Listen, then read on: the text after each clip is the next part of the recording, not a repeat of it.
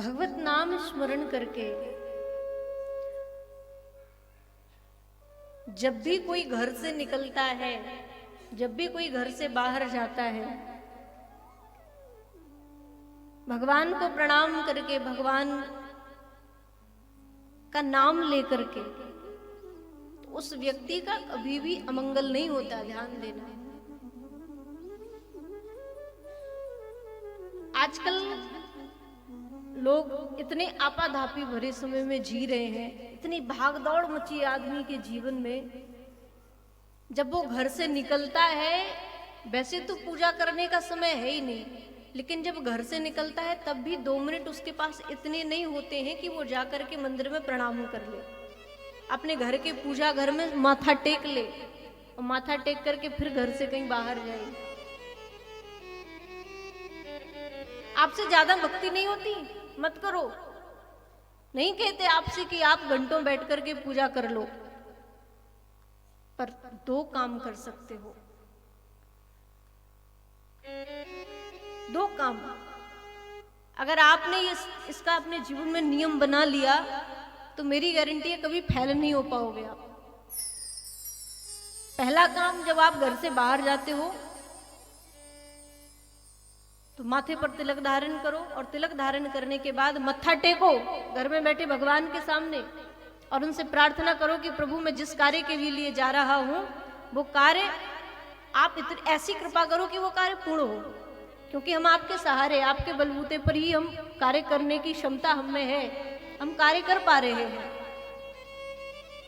ऐसे अगर कोई प्रार्थना करके घर से बाहर निकलता है तो निश्चित ही उसकी वो मनोकामना पूरी होती है। और दूसरा, जब आप घर में शाम को लौट के आते हो तो दूसरा काम, सबसे पहले अपने घर के मंदिर में जाओ हाथ पैर धुल के, और सबसे पहले जाकर माथा टेको, भगवान को प्रणाम करो।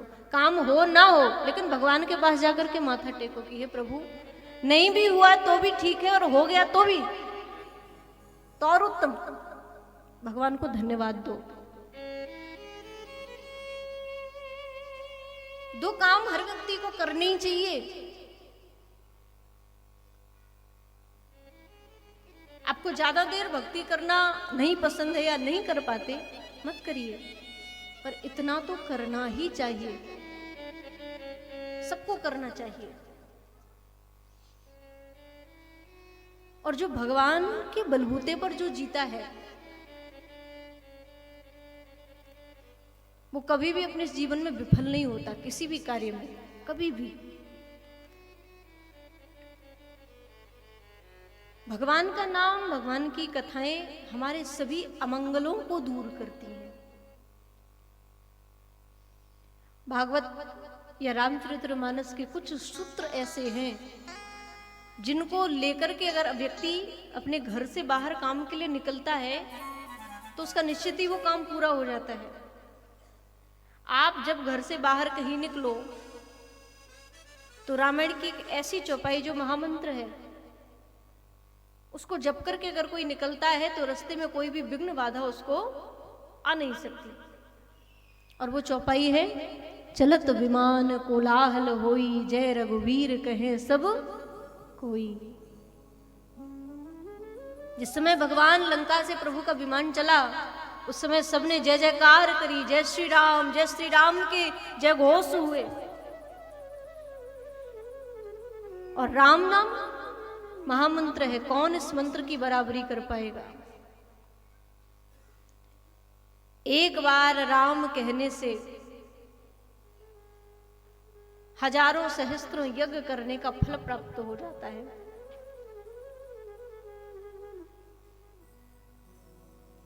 राम रामेति रामेति रमे रामे मनोरमे सहस्त्र नाम तत्तुल्यम श्री राम नाम वरानने। भगवान महादेव भी मां भगवती पार्वती मैया से यही कहते हैं। जब महादेव ने 100 करोड़ मंत्रों की रामायण लिखी, उन 100 करोड़ में से सबको बांट दिए, सबको हिस्से कर करके बांट दिए, लेकिन अपने पास अंत में क्या रखा? केवल 2 शब्द।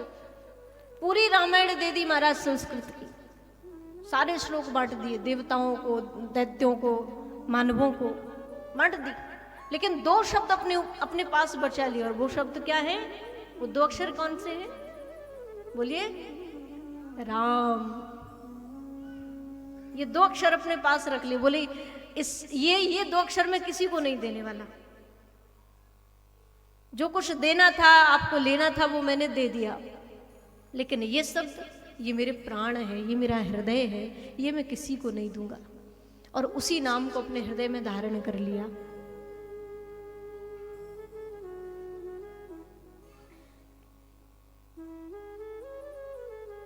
राम नाम महामंत्र है। गोस्वामी जी कहते हैं, मेटत कठिन कुंवक भाल के।